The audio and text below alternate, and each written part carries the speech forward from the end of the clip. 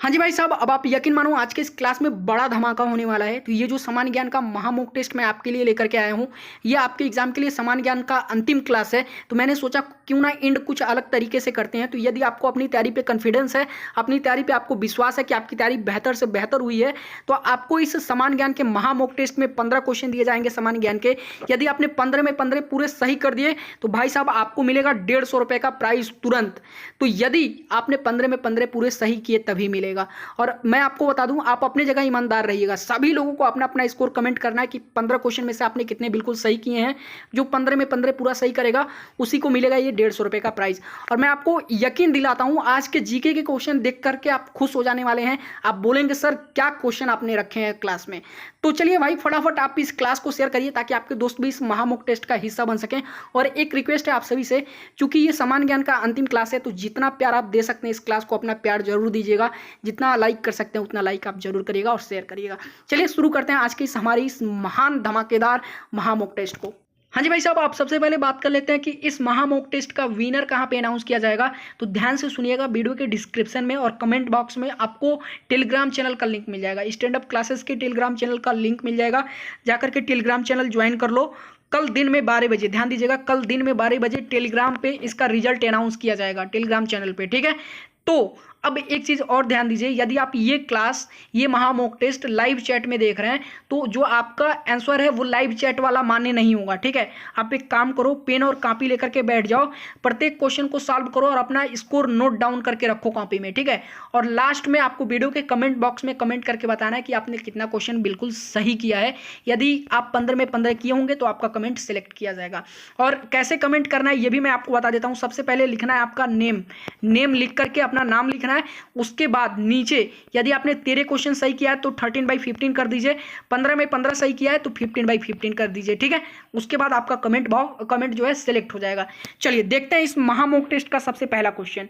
तो दोस्तों सबसे पहला क्वेश्चन क्या कह रहा है, त्रिपिटक धर्म ग्रंथ का संबंध किस धर्म से है। Tripitaka are sacred books of. फटाफट आप लोग इसको सॉल्व कर लीजिए, उसके बाद मैं आपको आंसर बताता हूं। अपना स्कोर आप नोट कर लीजिए सॉल्व करके। ऑप्शन नंबर ए बोलता हूं हिंदू धर्म, ऑप्शन नंबर बी जैन धर्म, ऑप्शन नंबर सी पारसी धर्म, या फिर ऑप्शन नंबर डी बौद्ध धर्म। तो त्रिपिटक धर्म ग्रंथ जो है ये किस धर्म का धर्म ग्रंथ है, फटाफट कमेंट करेगा। त्रिपिटक जो है किस धर्म का धर्म ग्रंथ है। चलिए उम्मीद है आप सभी लोगों ने सॉल्व कर लिया होगा। तो मैं आपको बता देता हूं, जो त्रिपिटक है ये बौद्ध धर्म का धर्म ग्रंथ है, ठीक है। नोट कर लीजिएगा किसका, बौद्ध धर्म का। ऑप्शन नंबर ए सही है। चलिए अगले क्वेश्चन की तरफ बढ़ते हैं दोस्तों। हमारा अगला क्वेश्चन इस महामॉक टेस्ट का क्या कह रहा है, Lok Sabha secretariat comes under the direct control of. कह रहा है लोकसभा सचिवालय सीधी किसके नियंत्रण में आता है। फटाफट एक बार फिर से क्वेश्चन बोलता हूं, लोकसभा सचिवालय सीधे किसके नियंत्रण में आता है। ऑप्शन नंबर ए बोलता हूं ministry of home affairs, option number B बोलता हूं मिनिस्ट्री ऑफ पार्लियामेंट्री अफेयर्स संसदीय कार्य मंत्रालय, या फिर ऑप्शन नंबर सी बोलता हूं लोकसभा अध्यक्ष स्पीकर ऑफ लोकसभा के जो है लोकसभा अध्यक्ष के जो है अंडर में आता है, नियंत्रण में आता है, या फिर राष्ट्रपति के नियंत्रण में आता है। फटाफट कमेंट करिए, लोकसभा सचिवालय सीधी जो है किसके नियंत्रण में आता है। आप अपना स्कोर नोट डाउन कर लीजिएगा। आंसर बताता हूं, जो लोकसभा सचिवालय है वो सीधे लोकसभा अध्यक्ष के नियंत्रण में आता है। किसके, लोकसभा अध्यक्ष के। ऑप्शन नंबर सी हमारा बिल्कुल करेक्ट है, ठीक है। चलिए अगले क्वेश्चन की तरफ बढ़ते हैं दोस्तों। तो हमारा अगला क्वेश्चन क्या कह रहा है, where is the Brihadeeswara temple build during the Chola period located. बेहद महत्वपूर्ण क्वेश्चन है, फटाफट अपना जो है आप क्वेश्चन सॉल्व कीजिए और अपना स्कोर नोट डाउन करिए। चोलों के समय का बृहदेश्वर मंदिर कहाँ स्थित है। ऑप्शन नंबर ए बोलता हूँ Mysore, option number B Mahabalipuram, ये थोड़ा सा एरर हो गया है, ठीक है। ऑप्शन नंबर सी बोलता हूँ तंजावुर, और ऑप्शन नंबर डी बोलता हूँ कन्याकुमारी। फटाफट कमेंट करिए, अपना जो है आंसर लिख लीजिए फटाफट, जो आपको सही लगता है। तो दोस्तों मैं आपको बता दूं, चोलों के समय का जो बृहदेश्वर मंदिर है वो कहाँ पे है, वो तंजावुर में है। कहाँ पे, तंजावुर में। और तंजावुर कहाँ पे, तमिलनाडु में, ठीक है। कहाँ पे, तमिलनाडु में। ऑप्शन नंबर सी हमारा बिल्कुल करेक्ट है। चलिए अगले क्वेश्चन की तरफ बढ़ते हैं दोस्तों। हमारा अगला क्वेश्चन क्या कह रहा है, who was the first Indian to be elected as a member of the British House of Commons. बेहद महत्वपूर्ण क्वेश्चन है, फटाफट सॉल्व कीजिएगा। वह प्रथम भारतीय कौन थे जो ब्रिटिश हाउस ऑफ कॉमन्स के सदस्य चुने गए थे। फटाफट कमेंट करिए, अपना स्कोर नोट कर लीजिए। ऑप्शन नंबर ए बोलता हूँ Jayaprakash Narayan, option number B Dadabhai Naoroji, option number C Ram Manohar Lohia, और option number D Sarojini Naidu. फटाफट कमेंट करेगा दोस्तों।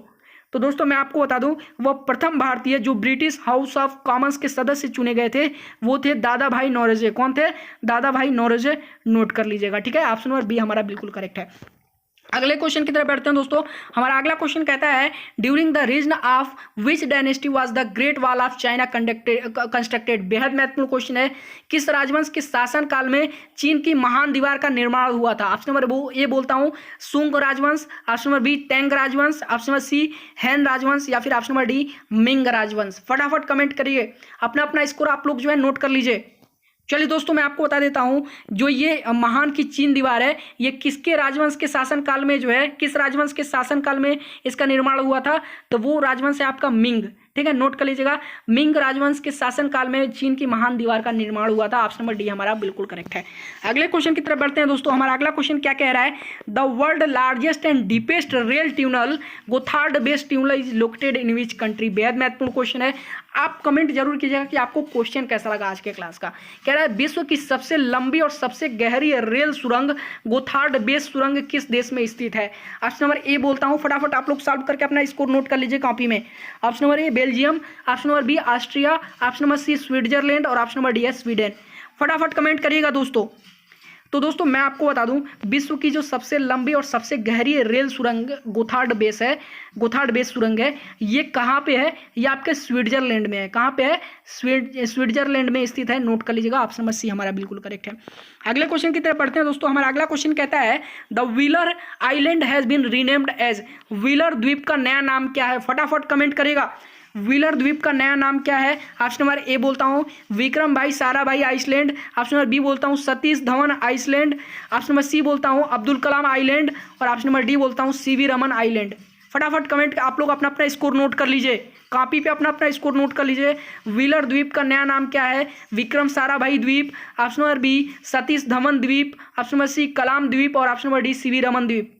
तो मैं आपको बता देता हूं दोस्तों, ये जो व्हीलर द्वीप है इसका नया नाम है अब्दुल कलाम द्वीप। ठीक है, नोट कर लीजिएगा, अब्दुल कलाम द्वीप। ऑप्शन नंबर सी हमारा बिल्कुल करेक्ट है। अगले क्वेश्चन की तरफ हम लोग बढ़ते हैं। और ये कहाँ पे है अब्दुल कलाम द्वीप? ये आपका है ओडिशा में। कहाँ पे? ओडिशा में। नोट कर लीजिएगा। अगले क्वेश्चन की तरफ बढ़ते हैं दोस्तों। हमारा अगला क्वेश्चन क्या कह रहा है? Which is the biggest building at Mohenjodaro. कह रहा है मोहनजोदड़ो में सबसे बड़ी इमारत कौन सी है? फटाफट कमेंट करेगा। ऑप्शन नंबर ए बोलता हूँ great bath, option number B great granary, option number C assembly hall या फिर ऑप्शन नंबर डी आयतकार भवन। तो दोस्तों मैं आपको बता देता हूँ मोहनजोदड़ो की जो सबसे बड़ी इमारत है वो है आपकी ग्रेट ग्रेनरी। कौन सी है? Great granary. नोट कर लीजिएगा, ऑप्शन नंबर बी बिल्कुल करेक्ट है। चलिए अगले क्वेश्चन की तरफ बढ़ते हैं दोस्तों हम लोग। हमारा अगला क्वेश्चन बेहद महत्वपूर्ण है, ध्यान दीजिएगा, ये बहुत कम लोग कर पाएंगे। Indian citizenship is granted by. भारतीय नागरिकता किसके द्वारा दी जाती है? ऑप्शन नंबर ए बोलता हूँ भारत के राष्ट्रपति के द्वारा, ऑप्शन नंबर बी भारत के प्रधानमंत्री के द्वारा, ऑप्शन नंबर सी गृह मंत्रालय द्वारा या फिर ऑप्शन नंबर डी विदेश मंत्रालय द्वारा। फटाफट कमेंट करिएगा, अपना अपना स्कोर आप लोग नोट कर लीजिएगा। तो दोस्तों मैं आपको बता दूं ये जो भारतीय नागरिकता है, इंडियन सिटीजनशिप यदि आपको लेना है तो आपको कौन जो है आपको इंडियन सिटीजनशिप ग्रांट करेगा? वो करेगा गृह मंत्रालय। कौन करेगा? गृह मंत्रालय। अब इसको डिटेल में समझिएगा। देखिए, चाहे वो स्टेट गवर्नमेंट एडमिनिस्ट्रेशन हो या फिर यूनियन टेरिटरी हो, ठीक है, वो क्या करेगी 30 दिन के अंदर जो उसके पास सिटीजनशिप का एप्लीकेशन फॉर्म आएगा 30 दिन के अंदर वो गृह मंत्रालय को फॉरवर्ड करती है। ठीक है, 30 दिन के अंदर करना होता है और प्रत्येक एप्लीकेशन को गृह मंत्रालय द्वारा क्या होता है सिटीजनशिप एक्ट 1955 और सिटीजनशिप रूल 1956 के तहत जांच किया जाता है। यदि वो एलिजिबल होगा तभी जाकर के उस एप्लीकेशन फॉर्म को पास किया जाता है और उस व्यक्ति को भारतीय नागरिकता दी जाती है। ठीक है, नोट कर लीजिएगा, ऑप्शन नंबर सी हमारा बिल्कुल करेक्ट है। तो कौन जो है ये करता है ग्रांट करता है इंडियन सिटीजनशिप? गृह मंत्रालय। ठीक है, केंद्रीय गृह मंत्रालय जो गवर्नमेंट ऑफ इंडिया का जो गृह मंत्रालय है वही पास करता है। ठीक है, चलिए अगले क्वेश्चन की तरफ बढ़ते हैं दोस्तों। हमारा अगला क्वेश्चन क्या कह रहा है? Constitution day of India is on.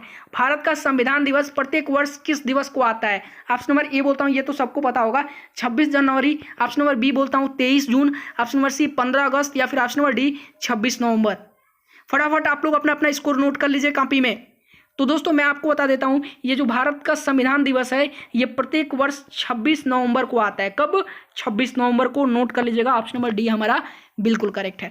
अगले क्वेश्चन की तरफ बढ़ते हैं दोस्तों। हमारा अगला क्वेश्चन कह रहा है which one of the following party was founded by Subhash Chandra Bose. बेहद महत्वपूर्ण क्वेश्चन है। सुभाष चंद्र बोस ने निम्नलिखित में से किस पार्टी की स्थापना की थी?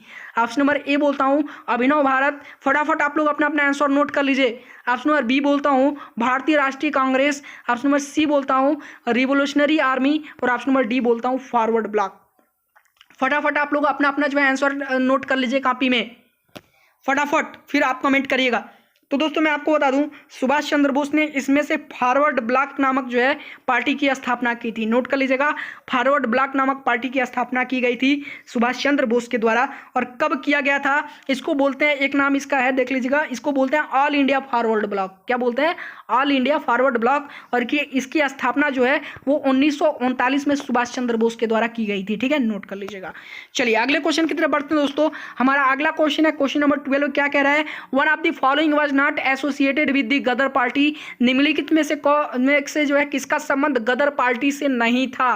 फटाफट क्वेश्चन सॉल्व कीजिए। ऑप्शन नंबर ए बोलता हूं Lala Hardayal, option number B Baba Gurdeep Singh, option number C Mohammad Barkatullah और ऑप्शन नंबर डी है सोहन सिंह भाकना। फटाफट कमेंट करिए आप लोग अपना अपना आंसर।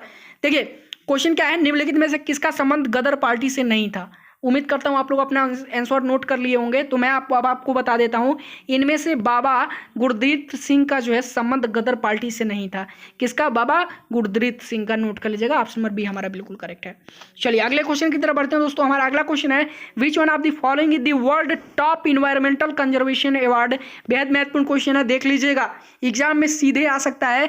निम्नलिखित में से कौन सा विश्व का सर्वोच्च पर्यावरण संरक्षण पुरस्कार है?